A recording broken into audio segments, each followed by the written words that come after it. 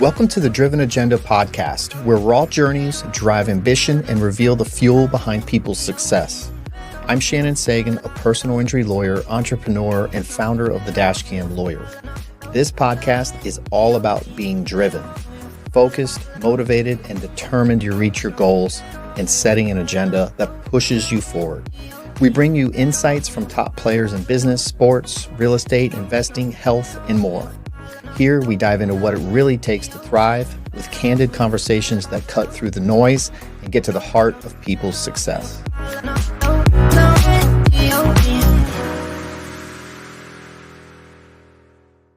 We are live again on the Driven Agenda podcast, and I have a friend of mine for probably close to 20 years now, I think, since I've been in the industry, Karina de la Cruz Phraner. Yes. Right? I got to remember that. Can you tell my wife to add my last name to hers? Because she puts it Jessica Sagan on there, but she doesn't add my last name on there. I'm offended. I'll have to chat with Jessica. Anyway, welcome, my friend. Thank you. Karina, I was telling her the Driven Agenda, she and I know each other from the legal field. And I always tease how the legal field to me sometimes can be boring. And this podcast is, at least for now, has nothing to do with law and legal. It has to do with entrepreneurship, mindset, and people doing really cool things, different things out of the norm. And so, Karina, you're going to hear some really cool stuff about her and her businesses that she has. And she's got a really amazing story. I first remember meeting her. Were you a court reporter or an interpreter? We first met when I was a paralegal and we were in the same building on 10th Avenue. Yes. So I think we were both paralegals at that time. Or you were in law school, I think. Okay. And I was a paralegal. But then what were you doing when I had that deposition? Then that's when I started my company. I had already, resigned from being a paralegal. And I was interpreting myself. So I was going out to cover jobs to provide interpretation services for attorneys. Okay. So that was kind of when I remember first meeting you. As we had a deposition. It was actually one of my mom's neighbors. That's why I remember it so clearly, because it was a very awkward situation because my mom was friends with him. But I remember you. And I wasn't sure if you were working for a company or not, but you had just gone on your own. And you looked different too back then. And I wanted to talk about that because this whole thing is about, like I said, entrepreneurship, mindset. And so Karina looks like a completely different person than when I first knew her. She looks amazing. Thank you. And that's a hard thing to do. And I would see her like every 6 months at an event, and she was slowly withering away. But I talk about health as well. Tell me how, what made you decide I'm done with this? What made you decide to make the change? How did you do it? Well, first, thank you for having me, Shannon. Yeah. It's an honor to be here. So as far as the health goes, I always struggle with my weight. Ever since I was a child, I was a fat kid. I love chocolates and sweets, and who doesn't like to eat, right? But I think it was like the past 2-3 years, maybe, I really got to see what was working for me. Everyone's body's different. Like my recipe, my secret is not going to work for, maybe not for you or for, my neighbor, but this is what's worked for me. And I played with so many things. I did, I even did diet pills at one point, just trying to I do have a personal trainer. I've had a personal trainer for 14 years now, but it's not what your workout, it's what you put into your body. Yep. Because I used to run 5 miles and I was still heavy, So I think it has to do with your intake, your food intake.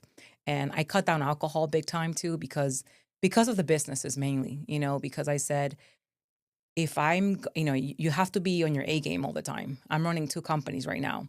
I can't be hungover, and you drink that, and the next day you get the munchies, you're eating more. So brain fog. So there's a trigger effect to that. I mean, I still enjoy a drink. It's not that I quit, but I just do it in moderation now. So definitely cut down big time on drinking. I basically have one big meal a day. That's what I do now. Like I have a protein shake in the morning, and a muffin. You know, it holds me up. I'm busy all day. I might like have a banana, like you saw me walking in with a banana. Yeah. So I had my shake this morning, and I had a banana.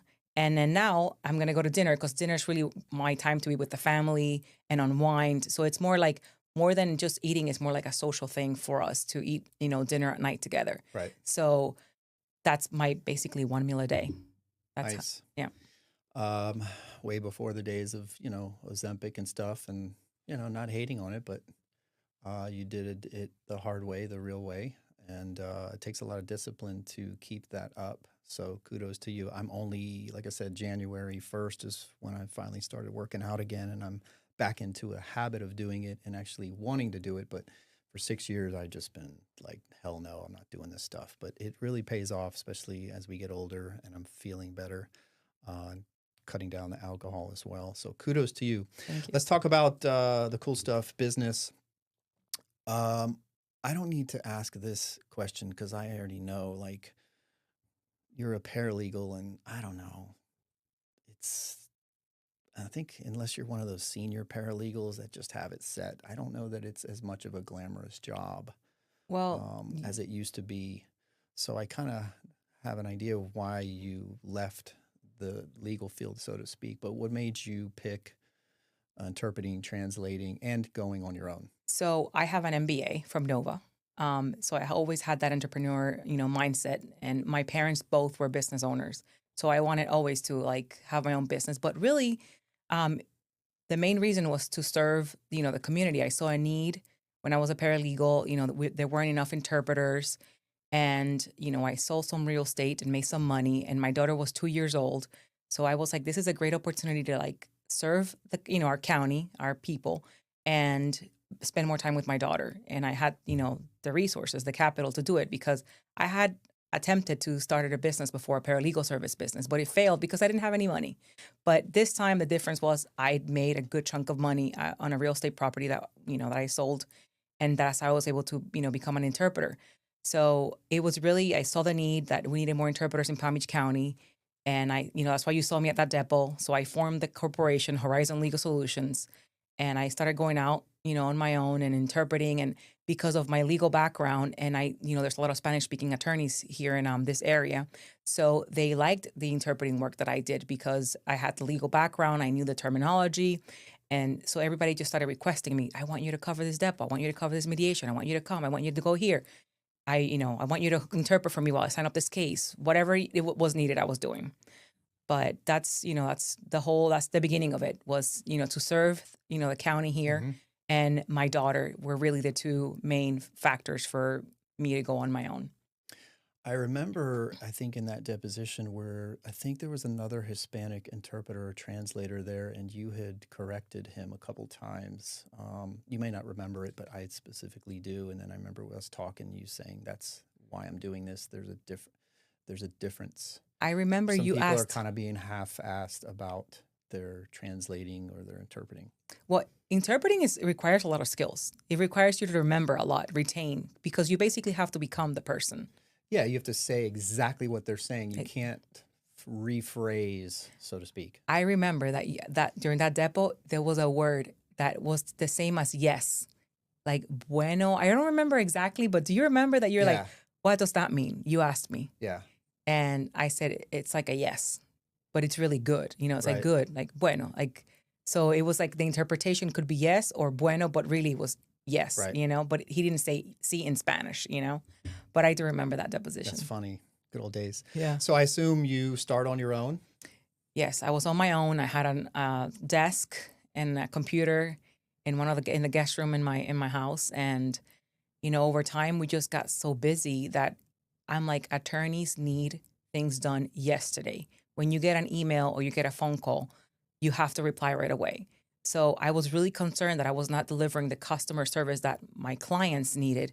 So I said, after 3 years or 4, I'm like, I have to stop interpreting, because when you're interpreting, you can't be looking at your phone. Yep. And you can't be replying to emails. You have to be locked in, concentrated, So I took the decision to take a hit because, back then I was keeping the entire hourly rate that I was charging. Mhm. So then I began recruiting interpreters, and, it just kept growing and growing, and I kept recruiting and adding languages. I was running the office. I was making less money the first few years because now instead of keeping 100%, now I'm keeping, 30% of Right. the profit.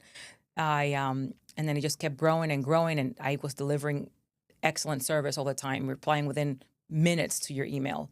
I was very quick. When somebody forgot the interpreter, everybody's always forgets to book the interpreter. Or you show up at the depot and you realize, oh, it doesn't speak English. So I was very fast texting people, who are you available? Can you go there? Can you cover this? And delivering excellent service is really what got us here. So you knew that the lawyers are very impatient. They want things done now. Some of them are babies, get this done now, blah, blah, blah. So you had that knowledge. What about like were there other companies though that were doing that and you saw their mistakes or So being quick and being fast, I think that was definitely key. But the other thing was that a lot of the secretaries and paralegals were going to court reporting companies because they wanted a one-stop shop. So, the good old days where you would call the interpreting agency for an interpreter and the court reporting agency for the court reporter, Mhm. those days were disappearing. Right. And so I saw the writing on the wall and I started marketing to court reporting companies. Like our largest clients are really nationwide court reporting companies right now. We have a lot of law firms that we service, but court reporter companies is like because it's a lot of bulk work. The paralegals and secretaries, they don't want to go call you and then call the interpreting agency. They just want one-stop shop. Yep. The videographer, the court reporter, the interpreter. So that's really where I saw, the transition in business. So you said it was about 3 years before you start hiring staff? Well, I got, I think, 4 to 5 years when I got my first secretary. Okay.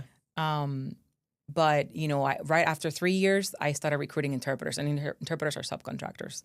So we have thousands of interpreters now worldwide. We've covered jobs in Germany at the Mercedes plant, in Dubai, in Spain, in Mexico, like you name it, and we can get you someone. But like I would say, after 5 years is when I started hiring my first employee. That's the thing that I think I don't want to say young people, but mostly young people because they're the ones that are starting businesses, but they have this misconception that they're going to grow quick, they're going to hire all these employees and blah blah blah. Same thing with me, emptying the garbage at night, answering phones for years, doing every single thing before you're able to hire somebody, and it took her, she's saying, 4 to 5 years before she could hire somebody. So you got to have a lot of patience to handle that stuff, um, to be able to get to that next level. And then now how do you find these interpreters all over the world?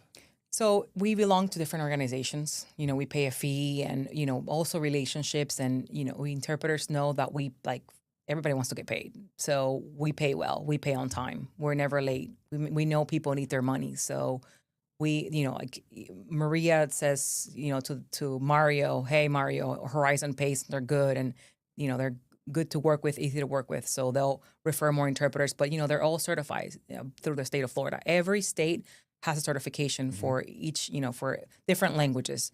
For instance, in Florida, we only have 9 language certifications, which actually brings me to a CLE that I teach, which is approved by the Florida Bar. And I actually teach the CLE. I presented in about 12, 14 different states already that has been approved by their bar association, because there's a lot of things, that people don't know about interpreting, or they think that there's a certification for every language, which, that's not the case. And how to certify a translation, stuff like that, Right. Particular to our industry. And Horizon Legal Solutions is the only company of its kind that's is it recommended? Endorsed by the Endorsed by Florida the Bar. Florida Bar. Yes. I presented in front of the Board of Governors for that. So I assume the goal is hitting the other states? Yes, I mean, becoming allied with other states too. Okay. Yes, that's definitely the plan. We already have the CLE approved by many states, so getting a partnership with other bar associations throughout the country, it's definitely in the works. She,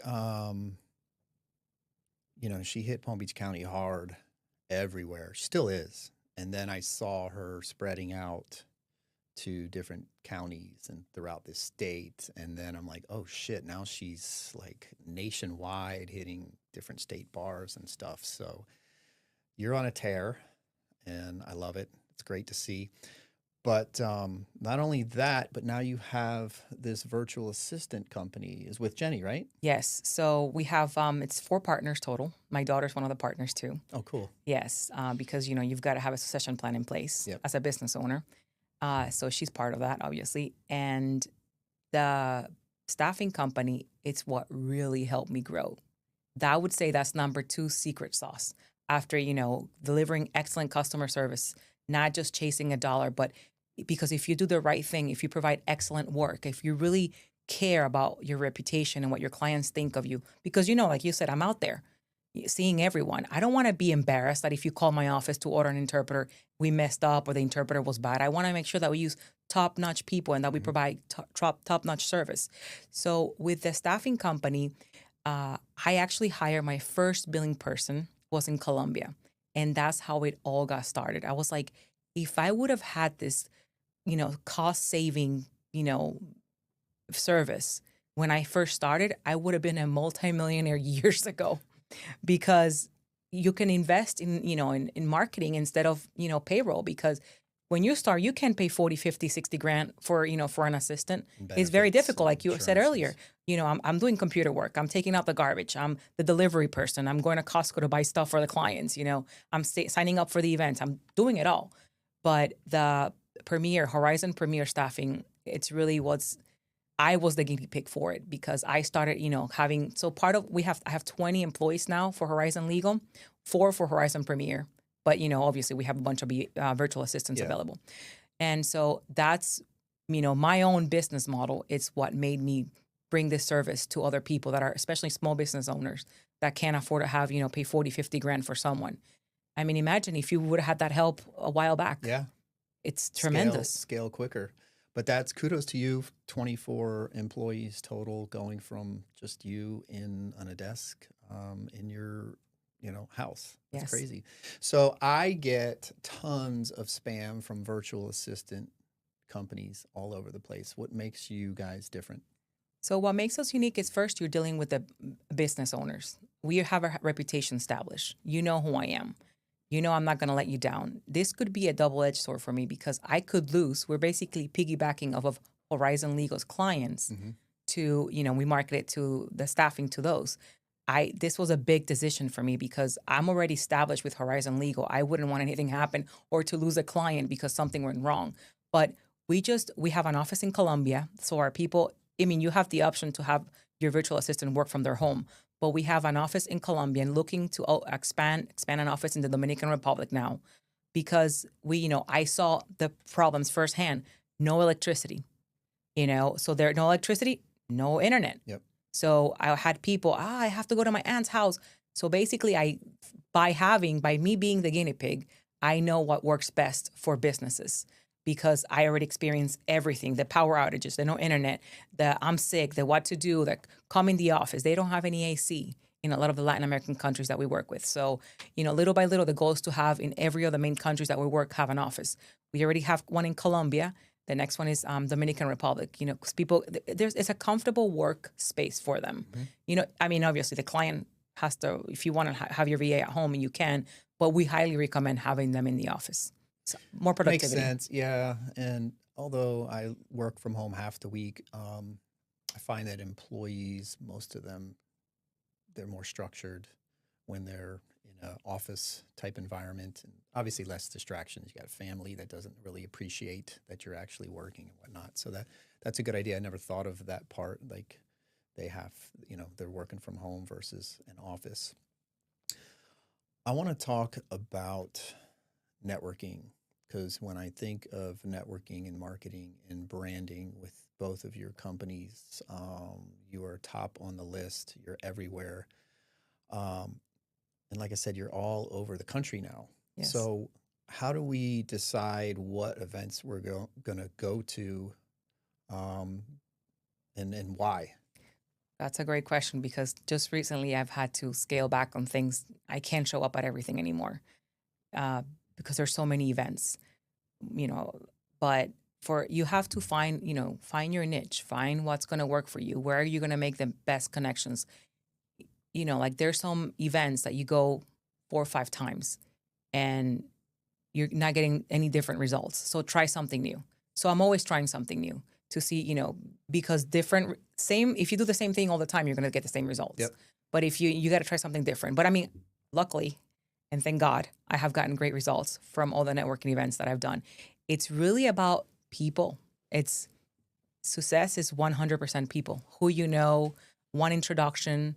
I mean, we have a bunch of friends in common that Yeah. one introduction, change. One of my biggest clients was referred by a lawyer that worked at a local law firm. Her sister worked for this company. She introduced me to her sister. Her sister introduced me to her boss, and boom, here I am driving to Broward to an event that I didn't want to go to. I had a migraine, I remember. But, I had to push myself. You have to, even if you don't want to do it, you got to push yourself. And sometimes that's when the best happens. I mean, that's the difference between entrepreneurs and say maybe people who think they want to be one. You've got to do that extra step. You got to do things when you don't want to. And I mean, listen, some people don't think life's about luck and business or whatever. All of it is luck. Many big breaks happen because of just a luck chance like that, and there's nothing wrong with that. It doesn't mean you're not a hard worker and you didn't earn it, but I think a lot of things happen based on luck. Being at the right place at the right time. Yep. Somebody who's not a networker, or maybe like me, I consider myself an extroverted introvert. So I'll go to these events like Vinnie Cuomo's, which is one, you don't see me out at many of these things, especially the lawyer stuff. I just don't go to them. But when I leave there, because it's so overwhelming, I have to just go home and just be by myself. It's definitely overwhelming. Any of these social events, but I put on, Great show. Are you a true extrovert? Are you a hybrid? And what do you suggest for people who maybe be shy? That is so funny you asked that, because we were just talking about that with my husband, that I told him, no, I am an extrovert. I'm just a burnt out extrovert because I have done so much and I have gone so hard. And now there's so many people. Unfortunately, the more successful you get, the more people are after you. Mm-hmm. And I'm not saying that I don't think I've made it yet. I have a long way to go. I'm not even 5% where I want to be. But I'm a burnt out extrovert because everybody wants you. You start making some noise and you make a name for yourself a little bit, and everybody wants to hang out with you, wants to invite you. The advice I would give to people that are, introverts is get out of your comfort zone. Like, we all have to at some point. When I did my first CLE, I was so nervous. I was shaking. It was nerve-wracking for me to, speak in front of people. But now I'm like a natural. I can't even believe it. And anyone was like, oh, it's my accent. You make all these excuses for not doing it, People don't notice that. You know what I'm saying? No, I see what you're saying. Oh, yeah. You, in your heads, we come up with all these sayings and fears, but the people that are watching you, they don't notice that stuff. Right. And it's wild because public speaking is like people's biggest fear. That's the highest out of every kind of fear. And there's just people know how to fake it and handle it better. But I feel like everyone's nervous. Yes. At public speaking. I still get nervous in court hearings. When I do presentations, even my BNI 60-second commercial, I still get nervous every time I stand up. But people are like, you can never tell, and that comes with age and practice and just pretending you're not nervous. But I think everybody is. And like she said, when my old boss abruptly said, you either need to work for another law firm or buy me out, I never did any marketing for that 3 years, and I always regretted it. And so I literally, when I decided to buy him out and be my own boss, I had to hit the ground running and not knowing anything. I regret not doing that, but he didn't push me. He didn't need it, and I was lazy.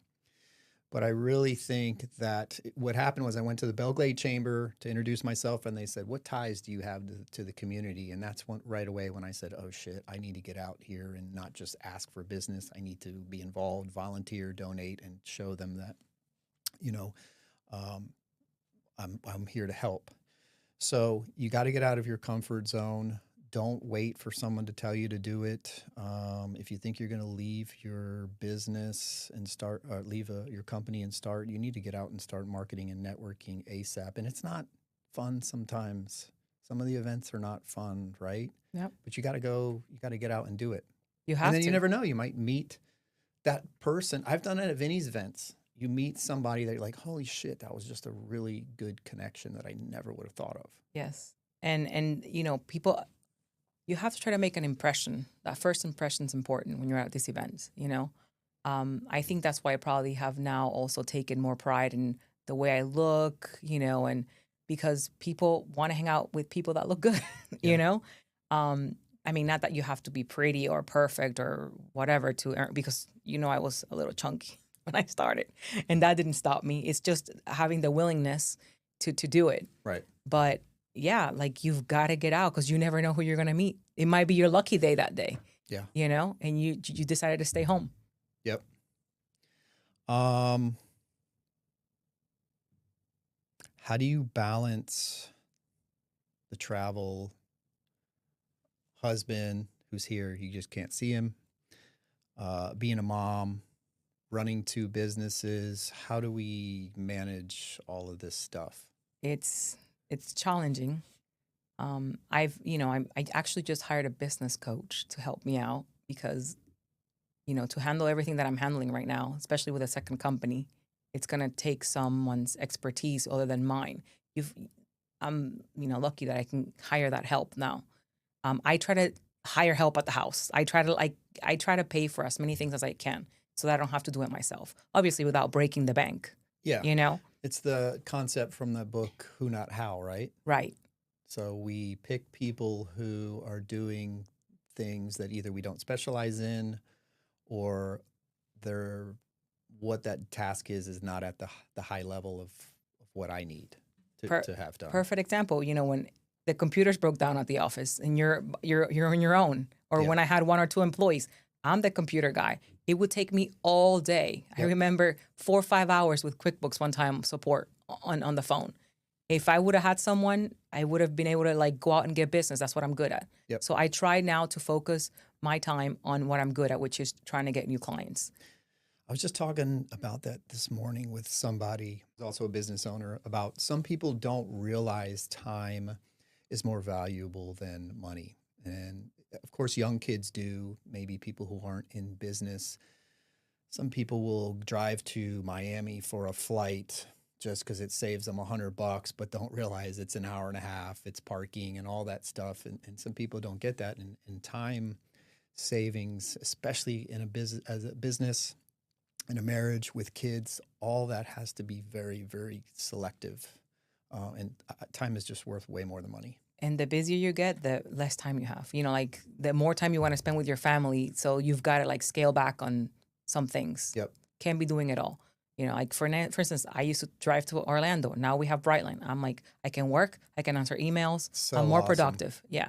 I haven't done that yet, but I want to do it just to do it. It's Sounds fun. Yeah. It's good. Yeah. You mentioned a business coach. I noticed that when I started doing coaching in 2018, my law practice started becoming more successful and profitable as well. And in my personal life, there's things that I was implementing. Is this your first time hiring a coach? So no, I attend a lot of leadership conferences. The Dave Ramsey one, try to read some books, but this is my first time with a one-on-one. She's not only a business, but a personal. So she helps you with both, because it's funny because she said that. She's like, I can't just come in and yeah, exactly. When you're a business owner, yeah. When you're a business owner, your personal life is your business. Yep. So we talk about both. We actually do 2 hours, because 1 hour is personal and 1 hour is business. And then they all mingle, it all intertwines, But it was a friend of mine who has a very successful business here in Palm Beach County that recommended her. And I'm like, I'm going to do this because I want to take it. I'm doing great. I'm doing amazing, but I want to take it to the next level. Yep. And I also want to be better, a better wife, better mother, a better leader. I'm trying to read more books now. One of my favorite ones is Argue Less, Talk More, The Next Conversation with Jefferson Fisher. Heard that one. He's actually an attorney in Texas, but he's now, doing his book tour and just doing his book thing. But it's helped me a lot, because I'm a Latina and I like to argue a lot. Rob's like, I'll plead the fifth. As a business owner and entrepreneur, you have to be always open-minded, and you have to know that you don't know everything, and you can't act like that, or you will have severe limitations and you will not be successful. And I think everybody has to have some type of coach, even if you don't own a business or want to, even someone personal in your life that's giving you outside advice that kind of knows what they're talking about. It really is a game changer, like I said, business-wise and personally. So I'm a huge fan of it. Yes, they can cost some money, but if you're a business owner and you're looking to grow your business, I think that cost will pay for itself tenfold. At least it has for me, because I do coaching once a week as well. I've been doing it for years. I love it. I mean, I just did my first session with her, but the Dave Ramsey, it's a once a year, like a 4-day event, has also helped me. And I think even just going to those conferences it like renews you. Yes. You feel charged. You have come back with ideas. I like the CRISP. The CRISP Summit is amazing. I don't know if, I think it's just lawyers. Yeah, it's just lawyers. I did reach out to them. Yeah. Yeah. They don't do sponsors, right, unfortunately, but that's my favorite summit of all time. Mike Mogul and them do a good job, but you come out of there like, all right, I'm going to kick ass and with some great ideas. So everyone needs to be open to some type of coaching and always learning. 100%. Because there's always something that we don't know. The day you stop learning is the day you die. Yep. So, how do you deal with burnout? I go to sleep. Yeah, but let me ask you this. For me, burnout, and it's happening right now, actually. I find that in my life, right before summer, I'm like ready to just get the hell out of here. And then the holidays is when I'm about burnout, and then I just kind of take a few week break or whatever. It happens. Maybe it's a mental thing, but do you have like periods of just being burned out? Everybody does. A while? Yeah, everybody does. I get overwhelmed. You can ask my husband. He knows when those periods are happening, the burnout periods. Luckily, because I take a lot of trips. So I, just try to do a little weekend thing here and there. Mm-hmm. We'll go to Aruba or go to some island in the Caribbean and just disconnect I actually started telling my team I am not available. Like, I'm not going to be answering my text messages. Another thing that actually my husband suggested was, because I was glued to the phone all the time. It's at night, I'm trying to be better, and I just put my phone on silent. Even, like after we watch, have dinner, watch a little TV, just put the phone on silent. Just don't look at anything. So do you do that because you have a team in place now that can handle the phone stuff? Or is it just because I need to spend time with my husband and the business can wait till the morning? No, or both? I have a team, both actually. I have both. I have a team in place. We have people after hours working every day. So I have a team in place, but there's always something, especially with two businesses. Right. Someone's always has a question, but it can wait. So I'll look at it real quick. I'll glance, but if it's not an emergency and it can wait, I don't answer it. But there's times that you're like, go, go, go. But I do little things for myself. I'll go get a massage. I'll go get a facial. Like, you've got to find what's good for you. We go for a walk. We go for a bike ride. And I work out with my trainer, which I love. I don't have to wake up every day at 6 a.m. to work out, but I do it because I enjoy it. Mm-hmm. So you just got to find those joy in the small things that, of everyday life. A little massage, go and get your nails done, your hair done, go to the beach. Small gifts, small rewards to keep yourself going, because, and there are periods, I think, you're not burnt out all the time, like I feel like, I'm on the opposite of you. Right now I'm like geared up, ready. It's conference season. The Florida Bar starts next week. I'm speaking at the Florida Court Reporter Conference, in Daytona next Saturday. I'm really excited. So I get really excited about stuff. I think I get joy. I'm actually speaking also for the Palm Beach County Bar Association, presenting my CLE. So I'm like, this is my native local year, because I'm speaking at my home state for my Palm Beach County Bar Association, where I reside. So I get excited. So that fuels me, it's nerve-wracking too, Of but course, but the nerves also right. fuel you, Yeah. and the adrenaline Yes. from it. Yes. But just finding small stuff to do for yourself, whatever it is, everybody's different, you know? Yeah, I'm looking forward to my vacation starting very soon. July is kind of my month. I get about 3 weeks of vacation, and I'm looking forward to that. Um, do you have any daily routines or habits or anything like that that you do? I know I follow the Miracle Morning Book routine, so I do that every morning, which involves we were talking about the cold plunge and reading and journaling and vision and all those affirmations. 100%. You've got to have habits, good habits in place every day to keep you going. I have a routine. When I wake up, I put my workout clothes on right away because if it doesn't get done in the morning, it's never going to get done. So the morning is for me to work out. Sometimes in the afternoon we go for bike rides, but I go to my office in my workout clothes. This is the beautiful thing about, my business because people don't really come to us. So I go, I work out, I leave the house. I'm always drinking my coffee on the go, which is I'm like, I can't wait till I can enjoy my coffee at home. But I put my workout clothes, I go to my office, I sit there, I go through my emails, I have a routine, my whole work routine. Then, I come home, spend time with the kids, spend time with Rob, my dog, and, not Rob, my dog, but my dog, Coco Chanel. Sit, Rob, sit. Yeah. No, but yeah, you've got to have good habits. If not, the work's not going to get done on its own. You can't lead people, and people need to be led. I have to be there, like guide them and tell them, I'm spending a lot of time in the new business now, like really training the employees the way I train the HLS, the Horizon Legal employees, because I want that same motto. I want that same customer service. Mhm. I want that same mentality. So it's funny because I was doing training last week for new employees for Horizon Premier, the staffing company.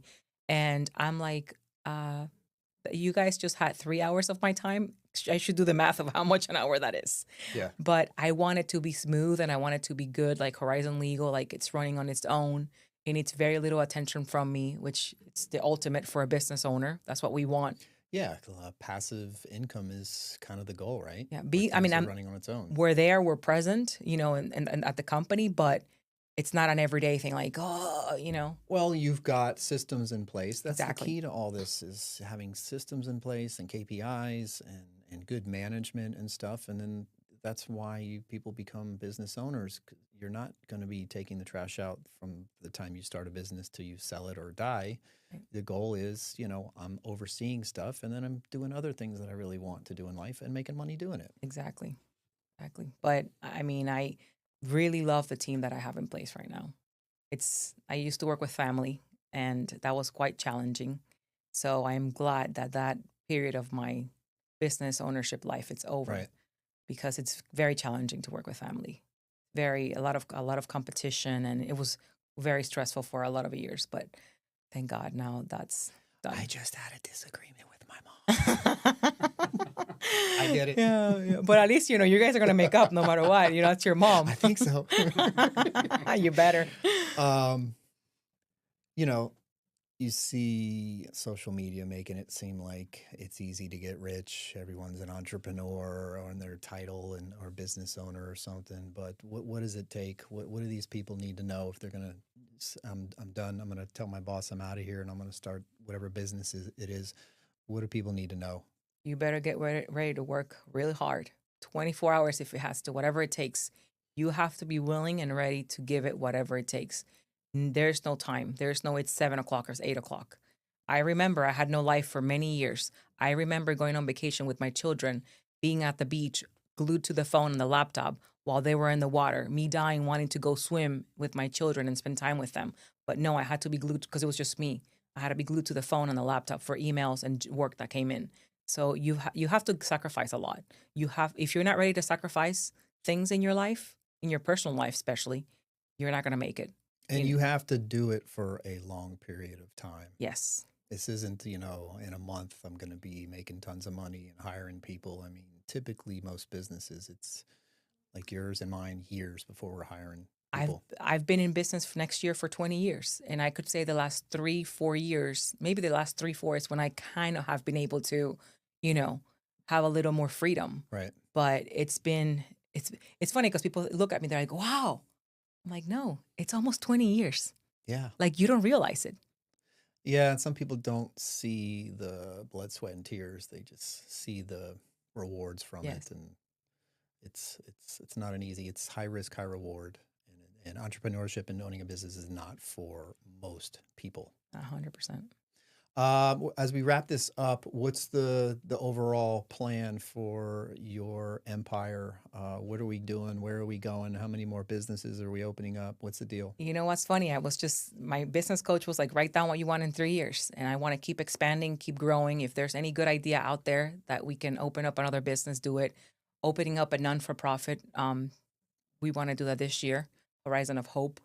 Hopefully, we should launch it soon. Help people out. I have so many ideas, especially like with the VAs. Like I see these videos that they send and they have no like professional clothes. Uh-huh. I want to start like a closet for them that they can, come and borrow a jacket or borrow a suit. But now it's continue to grow, continue to expand, but really try to make an impact in people's life and change people. Like I would love to be help business owners like me. Like if I had someone, to help me at the beginning, maybe not so much with money, but with guidance, and I would like to help people out. Right. That's really what's on the horizon next. Nice. Yes. This being the Driven Agenda podcast, what does it mean to you to be driven? To be driven, it's a mindset. You've got to have that driven mindset to say you're going to go get it. To me, driven equals go get it. No excuses. You do it. No, I'm going to stay till 8 o'clock. I'm in bed because I can and I'm the owner. Nope, doesn't work like that. You get up and you go. No half-assing. Nope, not at all. Well, why don't you tell everyone again the name of your businesses and how people can find So you, hire you, talk to um, you? we have Horizon Legal Solutions, www.horizonls.com, and that's interpreters and translators nationwide. We have over 200 languages, and Horizon Premier Staffing, which is horizonpremierstaffing.com. You can go to our website. You can, find our email and phone number on there. But, we're happy to serve anyone who needs it. Awesome. Well, this has been fun. I really appreciate your time and you coming over here and doing this. I know your time is valuable and looking forward to airing this and people learning from you. Yes, thank you for having us. I really appreciate it. Thank you, Shannon. Yeah, It's been a thank you. pleasure. Thank you.